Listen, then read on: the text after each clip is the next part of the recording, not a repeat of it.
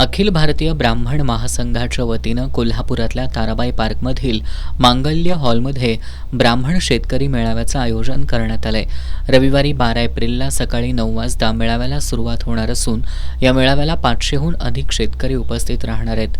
शेतकरी आघाडीचे अध्यक्ष हरीश शिंदे यांनी पत्रकार बैठकीत ही माहिती दिली. अखिल भारतीय ब्राह्मण महासंघाच्या शेतकरी मेळाव्याचं हे 3रं वर्ष आहे.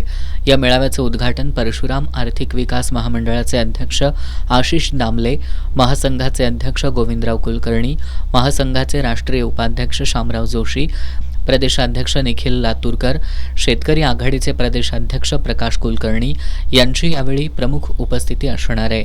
या मेळाव्यात हवामान तज्ज्ञ पंजाबराव डक हे बदलते हवामान या विषयावर, RS चौगले हे नाबार्डमधील विविध योजना, जयदेव बर्वे हे पॉलीफॉस्फेट तंत्रज्ञानावर आणि अरविंद कुलकर्णी हे कुटुंब आणि अर्थव्यवस्था या विषयावर मार्गदर्शन करणार आहेत. या मेळाव्यात सुभाष जोशी यांना सहकार भूषण पुरस्कार, तर चितळे उद्योग समूहाचे संचालक गिरीश चितळे आणि नेचर केअर फर्टिलायझर्सचे कार्यकारी संचालक जयवंत बर्वे यांना समाजभूषण पुरस्कार देऊन गौरवण्यात येणार आहे. याचबरोबर 10 शेतकरी महिलांचाही यावेळी विशेष सत्कार करण्यात येणार आहे.